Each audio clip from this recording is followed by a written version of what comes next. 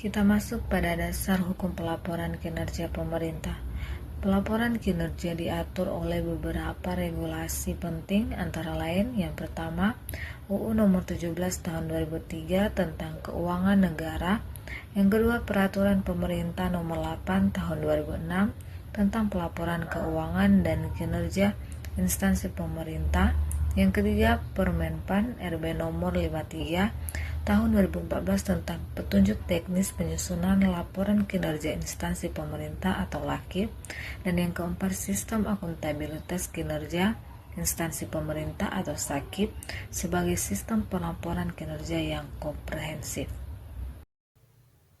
Selanjutnya, struktur umum laporan kinerja. Pertama, pendahuluan.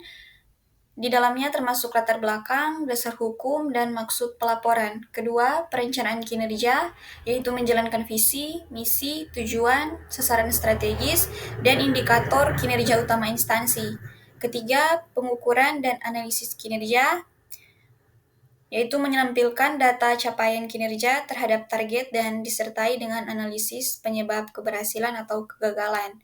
Keempat, evaluasi dan strategi peningkatan kinerja, termasuk ulasan terhadap kendala yang dihadapi dan strategi peningkatan untuk periode berikutnya. Terakhir, penutup, termasuk rangkuman dan kesimpulan dari laporan secara keseluruhan.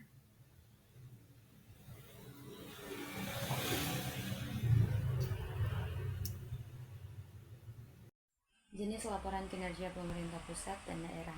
Di bagian pemerintah pusat, yang pertama, laporan akuntabilitas kinerja instansi pemerintah atau LAKIP. Yang kedua, laporan kinerja kementerian atau lembaga atau LKKL.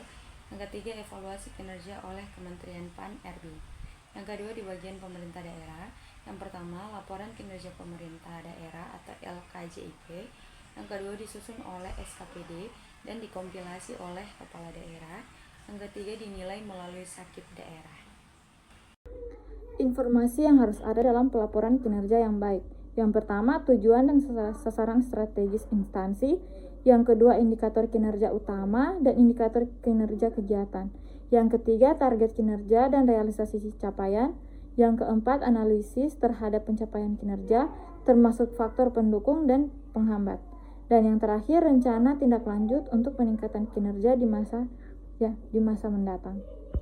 Tujuan pelaporan kinerja pemerintah pusat dan daerah. Yang pertama, transparansi dan akuntabilitas publik. Yang kedua, meningkatkan efisiensi dan efektivitas program atau kegiatan. Yang ketiga, menjadi dasar pengambilan kebijakan. Dan yang keempat, menilai keberhasilan dan pencapaian tujuan strategis instansi pemerintah. Baik, selanjutnya kita masuk pada fungsi dan manfaat pelaporan kinerja pemerintah. Yang pertama ada fungsi pertanggungjawaban. Sebagai wujud pertanggungjawaban instansi pemerintah atas hasil pelaksanaan tugas dan penggunaan anggaran kepada masyarakat, DPR atau DPRD, dan lembaga pengawas. Kemudian yang kedua ada fungsi evaluatif, di mana memberikan dasar untuk menilai keberhasilan atau kegagalan program atau kegiatan yang telah dilaksanakan. Dan yang ketiga ada fungsi perencanaan, di mana informasi dari laporan kinerja menjadi masukan penting dalam penyusunan rencana tahun berikutnya agar lebih tepat sasaran. Dan yang keempat ada fungsi pengawasan dan pengendalian, di mana membantu pimpinan instansi atau pemerintah dalam mengawasi pelaksanaan kegiatan dan mengambil tindakan korektif. Dan yang terakhir ada fungsi transparansi publik, di mana mendorong keterbukaan informasi kepada masyarakat agar terciptanya kepercayaan publik terhadap kinerja pemerintah.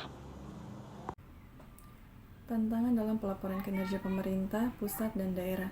Beberapa kendala umum yang sering dihadapi pemerintah dalam pelaporan kinerja. Yang pertama ada kurangnya kapasitas SDM dalam pengukuran dan analisis kinerja. Yang kedua, lemahnya integrasi antara perencanaan, penganggaran, dan pelaporan.